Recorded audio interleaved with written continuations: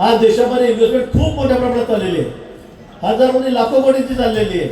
आणि मला वाटतं अजून आपल्याकडे इंडस्ट्री ज्या पद्धतीने प्रमाणात यायला पाहिजे त्या प्रमाणामध्ये अजून आलेल्या नाही. आणि म्हणून आपल्याला इंडस्ट्री आणून या 6 महिन्यात 8 महिन्यात मी मुख्यमंत्री मोर्याच्या मागे लागलेलो आहे. आणि त्यांनी सांगितलं की थोडं थांब, तुमच्याकडे मोठे 2-3 युनिट देतो की त्यातून हजारो लोकांना त्या ठिकाणी रोजगार मिळणार, हजारो लोकांना आपल्याला काम मिळणार. तरी आपल्याला या ठिकाणी करण्यासारखी कामं भरपूर आहेत. निश्चित ते आपण त्या ठिकाणी पूर्ण करूया. पुन्हा 4 वर्ष मुख्यमंत्री आपलेच आहेत, पंतप्रधान 4 वर्ष आपलेच आहेत, दिल्लीपासून दिल्लीपर्यंत सरकार आपलं आहे. त्यामुळे कुठेही निधी कमी पडणार नाही. आणि म्हणून तुम्ही या भानगडीत पडू नका.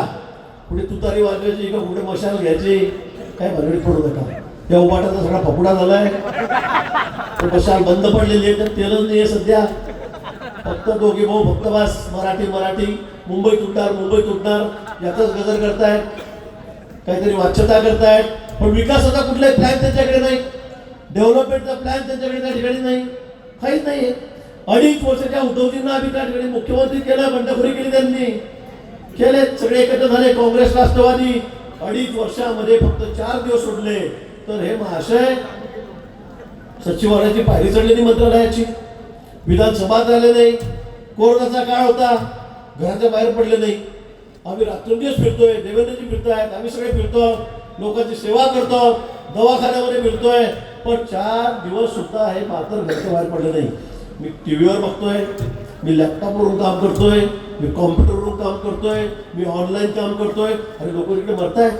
आणि तुम्हाला त्या ठिकाणी त्या गुंडाळ्याच्या बॅग आहेत, हजार रुपयाची बॅग तुम्ही 5,000 रुपयात घेताय.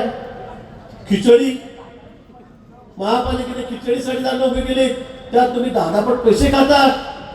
तुम्ही आता परत मुख्यमंत्री व्हायला निघतात, महापालिका ताब्यात घ्यायला जातात. काय चाललंय? संजय राऊत तर म्हणताय उद्धवजी म्हणजे पंतप्रधान पदाचं मटेरियल आहे. मटेरियल असं सगळं मटेरियल राहतं. 2.5 वर्षामध्ये 1 दिवस घराच्या बाहेर पडत नाही, लोक मरतायत. आणि हे मटेरियल पंतप्रधान बनायचं म्हणजे काय होईल देशाचं, काय होणार आहे? आणि म्हणून मला असं वाटतं की आता विचार करून आपल्याला निर्णय घ्यावा लागणार.